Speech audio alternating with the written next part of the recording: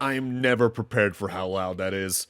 Hello everyone and welcome to Let's Play Michael Jackson's Moonwalker, the Genesis game in specific. There is a version of this on arcades that's radically different, as well as a version that's closer to this on the Master System, but that version's just kind of bad.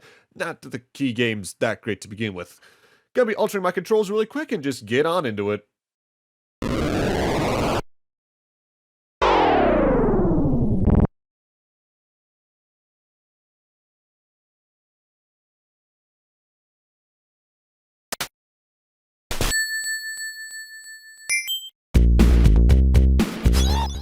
God, I love that intro, and I love this game's soundtrack in general, because of course it's 90s Michael Jackson, so of course it's gonna be good.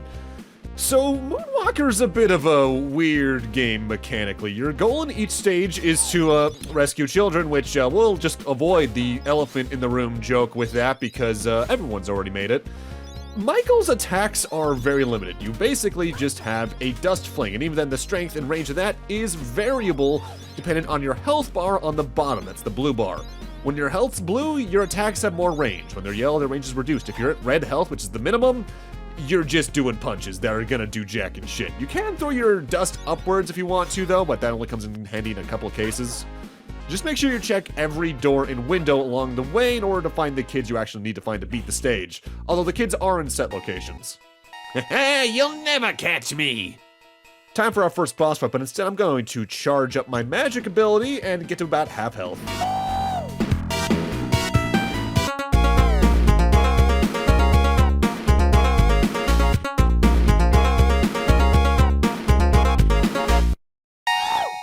So Michael does have more than just the kick of dust to use as an attack. The thing is, using any of your magic attacks actively drains health. You hold the button down and you spin in place, which you can use as an attack to begin with, but if you let it go early, you will just throw your hat in the direction you're facing, which does do some good range and damage, but if you hold it down and lose about half your health, you do effectively not quite a screen nuke, but you do the dance attack that does a large amount of damage. And it's really good for clearing out groups of enemies. So something that's a little awkward with the controls of this game, besides everything, because sometimes the D-pad just doesn't quite feel right and your attack range is kind of weird. When it comes to stairs, they don't work like Castlevania where you press like left or up in order to climb them. You need to actively press the diagonal, but the hitbox where you can actively start climbing them is a little weird, because it's not quite the space directly in front, but it's not quite the front, like the very start of the stairs to begin with.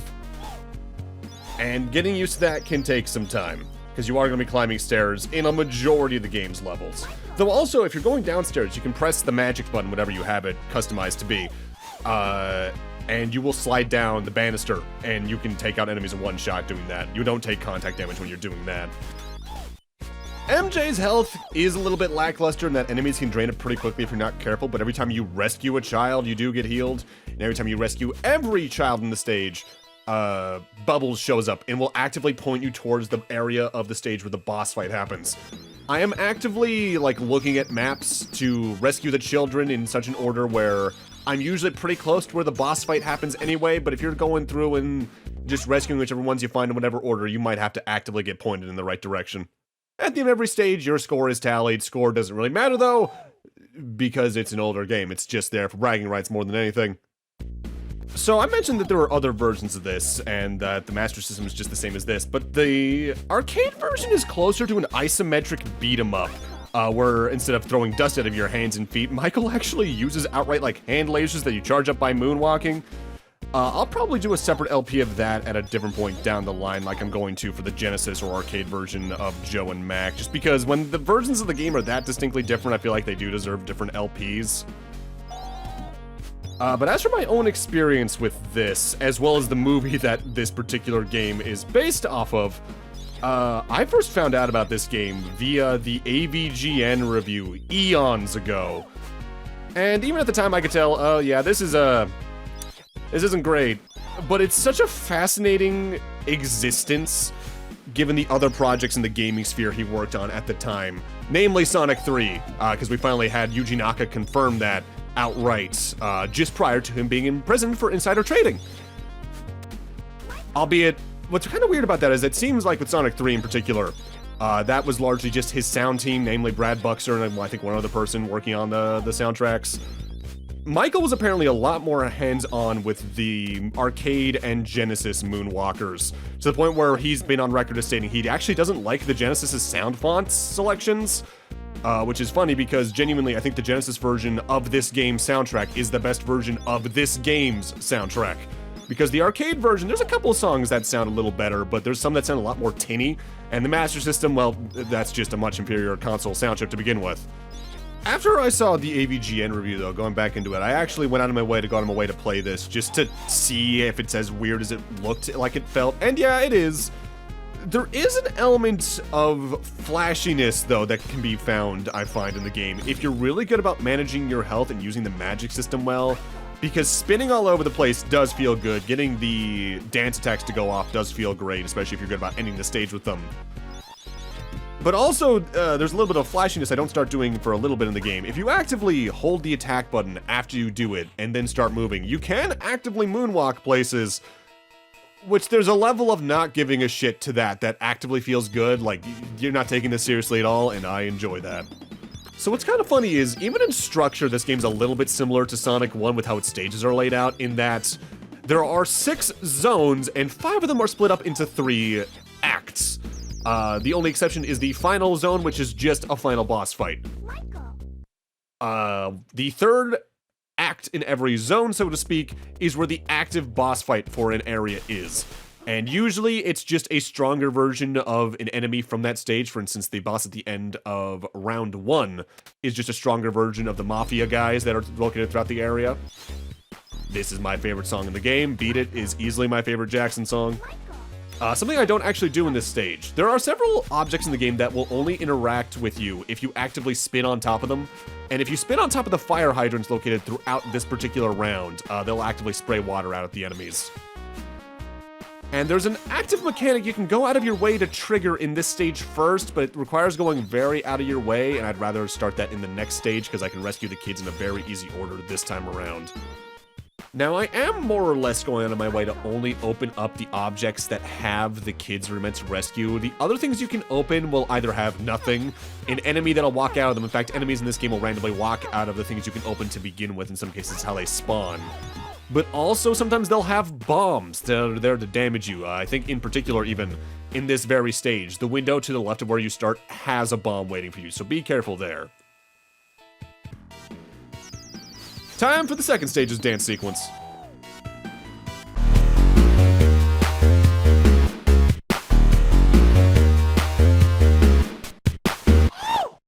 Something worth noting, every individual stage technically has its own version of the dance sequence, to the point where sometimes the song that plays when you do the dance attack is completely disconnected from the song that plays in the level itself.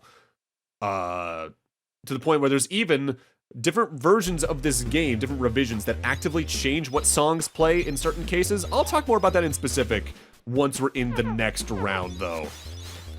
Round 2 does have its own unique mechanic in an elevator, which you just enter and press up and down with, but I want to rescue one specific kid in this stage first here on the top level to show off one of the other more infamous mechanics this game has. Grab that shooting star.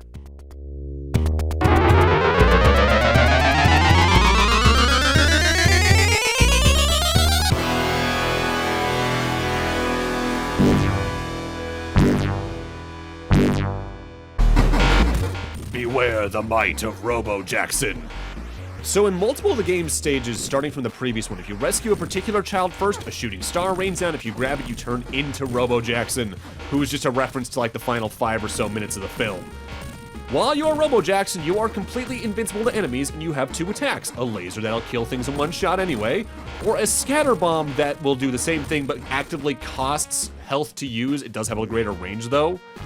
You can also hover around by holding the jump button. And you can also see where kids are hidden if they're not actively just plain sight by flying around as well. The annoying thing is though, you can't interact with stage objects like elevators while you're Robo-Jackson, and you also can't outright rescue the kids. So while it's a nice ability to have, it actively kind of impedes your progress in some stages, so I don't often go for it. It's a nice way to boost up your score though, if you care about that. And technically speaking, I think the best way to get scores is to have a bunch of enemies on screen. I think the max is like 8, and then use the dance attack. So for right now, let's actually talk about the movie itself. Moonwalker's a bit of a weird case of a film. where it's composed of two different halves. The first half is talking more about Michael's legacy, how he wishes he just had a little bit more time to himself, because sometimes the public life can just be rough on a person to begin with, disconnecting from all the other stuff that happened with Jackson. The second half of the movie, starting from like I think the 40-minute mark, is a semi-Broadway-y operatic stage play of sorts, where Jackson's actively fighting mafia who are trying to, I think, steal money or kidnap kids to steal money from a church. It's been a while since I saw the movie. Joe Pesci plays the villain, and it's most notably known for being where the Smooth Criminal music video is from. The extended version of that is like, I think, a 9-minute long song, which is ridiculous, but it's also a really good piece. It's a case where if you actively go out of your way to watch it, it sticks with you, but it's not exactly a good movie. I think I saw it for the first time not long after I saw the ABGN video, because that's just how things lined up. I actually have my own weird little anecdote about Jackson, even though it doesn't involve me meeting him. It more involves how I learned how he died. Because everyone kind of remembers where they were when that happened. For me, in specific, I was at Disney when that week was going on, where we lost him, Billy Mays, and Farrah Fawcett. And that was my first trip to Disney in specific. But we went into the Planet Hollywood that I think was over near, like, downtown Disney at the time. And they had one of the giant TVs that would often play, like, music videos. And I remember seeing Michael Jackson, year of birth to that year. I think that was 2009. And I just remember going, did Michael Jackson die? And my mom and dad just kind of went like, nah, no way. Only to find out 2 hours later when we got back to the room and turned on the news, oh, he died. And there's just always been something funny about that being how we learned to me. Either way, this stage actually has two notes that kind of confused me on a first playthrough. There's a couple of those in, by and large, every stage moving forward. And I didn't realize I had to jump off that top of the parking area to reach the rooftop of these two buildings to get those two kids. But also, it took me like 10 minutes to figure out that you actually had to spin on the manhole lids in order to get down there to help those kids. The game's not very good about telling you what to do in a lot of regards. Boss of the second round, by the way, is a dog. And what's really funny about the dogs is that they actually do have a dance animation. But with this particular fight, I find it's easier to just actively keep the boss at the top right of the stage. Something that's a little annoying about the upwards attack, by the way, is that when you do that attack by holding up and then pressing attack, you actively attack behind you when you do that. So you need to face away from opponents if you're trying to use that as an attack. For now, though, we're moving on to round 3, which is actually my least favorite set of stages in the game, because I think the enemies are just the most annoying here. Because this is where we start getting enemies that take a lot of shots to take down, roughly 3+. But also, it's just the most confusing in one regard for a lot of people. It's a giant horror-themed area, because we got zombies that actively jump at you. But rather unfittingly, the song that plays here isn't the similarly horror-themed Thriller, it's Another Part of Me, instead. This is apparently due to two reasons that are kind of tied together. For one thing, apparently Jackson's team wanted the songs in this game to be ones only written by Jackson himself, and Thriller wasn't written by Jackson, it was written by Rod Temperton. But also, that could also mean they just didn't have the legal rights to use Thriller because they would need his permission as well, so they just decided to go with Another Part of Me. Although Thriller was used in this stage in the prototype, and on top of that, in the dance attack in certain revisions of the game, Thriller plays instead. Notably, only the original release, Revision 0. And I'm directly quoting the cutting room floor with that, by the way.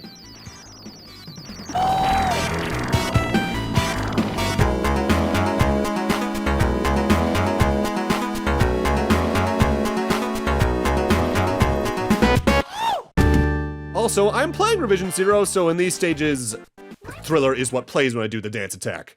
It was very last minute. In the future revisions, most of the Thriller portions were replaced by Another Part of Me as well, except for round 3-3s, to quote the cutting room floor, which is instead replaced by Billie Jean. So 3-2 is where one of the rarer mechanics comes into play. So in the background here we have some trees we can actually jump onto. If you double tap up while you're a certain distance away from the branches, Michael can actually cling on and start swinging around and get a really far-flinging jump that also sends you a little higher. And if you can use that, you can ascend very quickly in these stages, but it just is really awkward to work with. And this is what I was talking about earlier, where Robo-Jackson can see where the kids are hidden, in the case they are actually hidden in stage objects, instead of just being out in the open. Now, 3-2 is also my least favorite stage of the game because I think it also has the hardest boss fight in the game. Mostly because there are technically 2 different types of zombies in these stages. We got the main ones we're fighting, but then there's the boss variant of them as well. And what makes the boss variant of them much more annoying is that their attack isn't the same like, oh, I'm gonna walk at you and then jump at you. Their attack is that they will separate their upper body from their lower body and just fling it forward, on top of the fact they have a lot of health. And just fighting them is greatly annoying. If there's a place you're going to game over in this game, I find it's usually going to be this stage in specific. Because once you get used to the controls, the stages before this aren't much to write home about. And the stages afterwards, while they might have a little bit more going on in terms of, like, enemy amounts, I find they're generally easier to work with for scattered other reasons. What I do find funny about this game is that it's probably one of the foremost examples of licensed games that came out after the fact. Because the movie was already a few years old by the time this game came out. I want to say 2 or 3. And it probably wouldn't have even been that big of a splash of a game when the movie was new. So it was probably just a matter of, oh, yeah, let's see what we can do with it more than anything.